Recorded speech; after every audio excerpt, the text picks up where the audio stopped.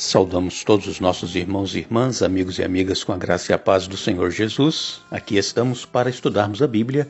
Somos agradecidos a Deus por Ele nos dar este dia para vivermos e também nos conceder estes momentos para estudarmos a Sua Palavra. Agradecemos a todos vocês que estudam conosco a Bíblia diariamente, a todos vocês que são inscritos no canal Hora Tranquila. Se você ainda não é inscrito, se você recebe por compartilhamento de outras pessoas, entre no YouTube e digite Hora Tranquila. Inscreva-se, é só clicar em inscrever-se e já estará inscrito no nosso canal.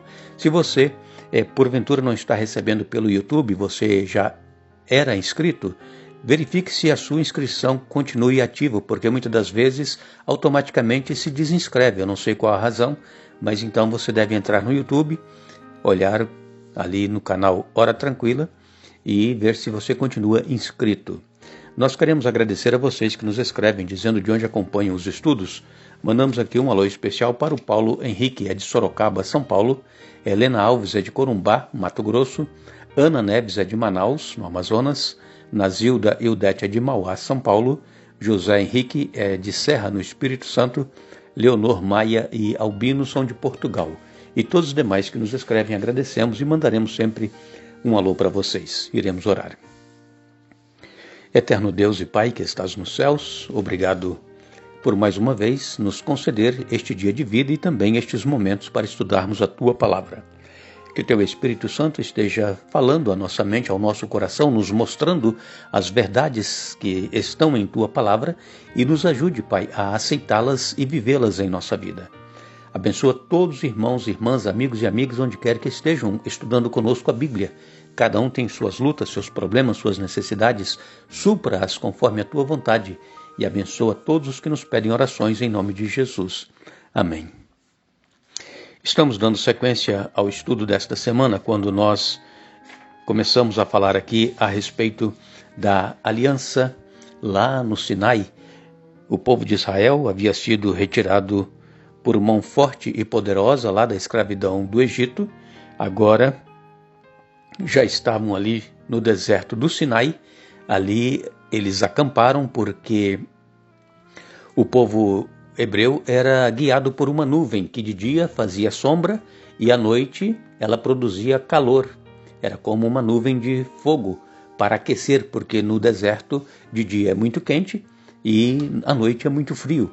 E então esta nuvem, quando ela parava, era sinal de que eles deveriam acampar ali onde aquela nuvem estava parada. E eles acamparam então ali no deserto do Sinai, ao pé do monte. Já fazia praticamente 2 meses que eles tinham saído do Egito e Deus tinha algo para ensinar a este povo que ele escolheu para ser a nação que iria representá-lo entre as demais nações. E então, quando chegamos aqui em Êxodo capítulo 19, nos versos 5 e 6, nós lemos: Agora, pois, se ouvirem atentamente a minha voz e guardarem a minha aliança, vocês serão a minha propriedade peculiar dentre todos os povos, porque toda a terra é minha, e vocês serão para mim um reino de sacerdotes e uma nação santa. São estas as palavras que você falará aos filhos de Israel. Deus falando aqui com Moisés para ele transmitir então estas palavras ao povo que estava acampado ali junto ao Sinai. Aqui, nestes 2 versos, Êxodo 19, versos 5 e 6, nós encontramos aqui Deus propondo a aliança com os filhos de Israel. Claro que Deus os havia chamado para ser esta nação, este povo de propriedade particular. Agora, este chamado não foi assim automaticamente concedido sem a escolha deles próprios, sem a escolha do povo hebreu, sem eles consentirem. Por quê?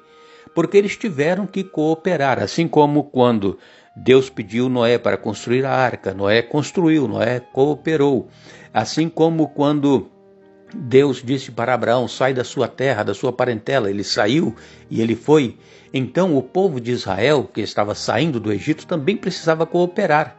Mas como que eles cooperaram? Por exemplo, quando Deus disse para Moisés que naquela noite iria ser a noite da libertação do povo, quando iria cair a 10ª praga, que seria a morte de todos os primogênitos lá no Egito. Somente as casas que tivesse o sangue do cordeiro passado no umbral da porta, naquela casa não haveria a morte do primogênito. E então o povo de Israel, o povo hebreu, teve que cooperar. O que eles tiveram que fazer? Tiveram que colocar o sangue nos umbrais da porta. Eles estavam aceitando o chamado.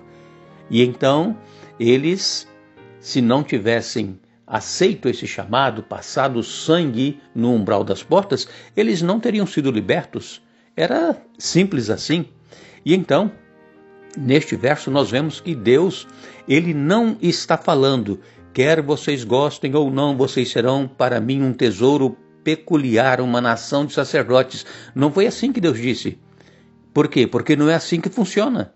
O texto diz, se vocês ouvirem a minha voz e guardarem a minha aliança, vocês serão a minha propriedade particular. Então Deus não empurrou de goela abaixo, como nós dizemos, né? Que eles tinham que aceitar a aliança. Não, eles fizeram parte da aliança. Eles obedeceram. Eles passaram o sangue nos umbrais das portas para que fossem libertos do Egito, e foram libertos. Agora, estavam lá no deserto do Sinai, Deus apresentando para eles esta aliança eterna. Vocês serão para mim nação santa, reino de sacerdote, propriedade peculiar, se vocês ouvirem atentamente a minha voz e guardarem a minha aliança. Então nós, irmãos, irmãs, amigos e amigas, também seremos este reino de sacerdote, nação santa, propriedade exclusiva de Deus, se nós ouvirmos a voz de Deus atentamente e guardarmos a aliança, se nós obedecermos, se nós fizermos a vontade de Deus, andarmos com Ele. Aí sim, nós seremos este reino de sacerdote, nação santa, povo de propriedade peculiar, exclusiva de Deus. Em Romanos capítulo 3, nos versos 19 ao verso 24, nós lemos: é evidente que a lei se aplica àqueles a quem ela foi entregue, pois seu propósito é evitar desculpas e mostrar que todo mundo é culpado diante de Deus. Pois ninguém será declarado justo diante de Deus por fazer o que a lei ordena. A lei simplesmente mostra quantos somos pecadores. Agora, porém, conforme prometido na lei de Moisés e nos profetas, Deus nos mostrou como somos declarados justos diante dele, sem as exigências da lei. Somos declarados justos diante de Deus por meio da fé em Jesus Cristo. E isso se aplica a todos que creem, sem nenhuma distinção, pois todos pecaram e não alcançam o padrão da glória de Deus, mas ele, em sua graça, nos declara justos por meio de Cristo Jesus, que nos resgatou do castigo por nossos pecados. Então aqui o apóstolo Paulo vem falando aos romanos que ninguém é salvo pela lei. A lei nos salva. A lei mostra onde nós estamos falhando, onde nós estamos pecando, e nos mostra, nos aponta Jesus, que nos justifica. Então, a lei ela serve para nos mostrar se nós estamos obedecendo a Deus ou não. E se nós estamos falhando na nossa obediência, então a lei ela nos mostra Jesus. E então nós vamos a Jesus, pedimos perdão, ele nos perdoa, ele nos justifica. Então nós somos justificados pela fé em Jesus, é mediante a graça de Deus. Ainda nós lemos na palavra de Deus, aqui em Romanos, no capítulo 6, versos 1 e 2, pois bem, devemos continuar pecando para que Deus mostre cada vez mais sua graça? Claro que não. Uma vez que morremos para o pecado, como podemos continuar vivendo nele? Ou acaso se esqueceram de que quando fomos unidos a Cristo Jesus no batismo, nos unimos a Ele em sua morte? Então aqui o apóstolo Paulo vem dizendo que nós não precisamos e não devemos continuar pecando para que Deus mostre a sua graça a nós. Não, já que nós fomos libertos do pecado por Jesus, nós não devemos continuar pecando. Porque se nós continuarmos pecando, nós estamos destituídos da graça de Deus. Então, aqui Paulo fala que uma vez que nós morremos para o pecado, e como nós poderemos continuar ou como nós iremos continuar vivendo no pecado. Então, é isso que nós precisamos entender. A lei não salva ninguém, mas ela existe para nos mostrar onde é que nós estamos falhando, onde nós estamos pecando e irmos a Jesus que nos salva.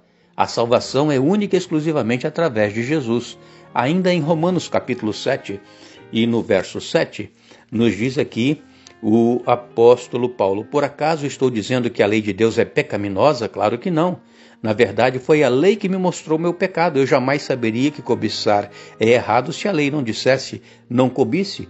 Então, aqui o apóstolo Paulo vem afirmando que a lei de Deus ela não é pecaminosa, ela não é pecado, mas é a lei que mostra o nosso pecado.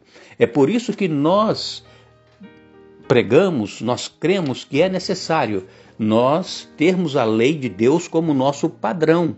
É o nosso espelho, nos mostra onde nós estamos pecando e ela nos conduz a Cristo que nos salva. Agora, em Apocalipse capítulo 14 e no verso 12, o apóstolo João escreveu: isto significa que o povo santo deve ser perseverante, obedecendo aos mandamentos de Deus e permanecendo fiel a Jesus. Apocalipse 14, verso 12. Então, mais uma vez, claramente a Bíblia nos diz que a lei ela precisa ser obedecida, não para sermos salvos, mas porque Jesus nos salvou e precisamos continuar andando com Jesus, caminhando com Ele, e é a lei que vai nos mostrar se nós estamos sendo obedientes, estamos guardando a aliança que Deus fez conosco e que requer a nossa obediência, ou se nós estamos vivendo uma vida sem obediência e longe dos princípios da palavra de Deus. Nós vimos então que a salvação ela não é obtida pela obediência, porque a salvação ela é um dom gratuito de Deus que recebemos pela fé. Agora, quando nós obedecemos aquilo que Deus requer que nós façamos, nós estamos demonstrando que esta obediência é o fruto da fé. Que Deus esteja conosco, nos ajudando a entender essa questão e que possamos nos colocar nas mãos de Deus e ter comunhão com Ele dia a dia, para que nós possamos estar recebendo a coroa da vida eterna. Que Deus nos abençoe. Estaremos novamente juntos amanhã, se Deus nos permitir, mas não nos esqueçamos, farei com eles aliança eterna, jamais deixarei de lhes fazer o bem. Jeremias 32, verso 40. Que Deus nos abençoe.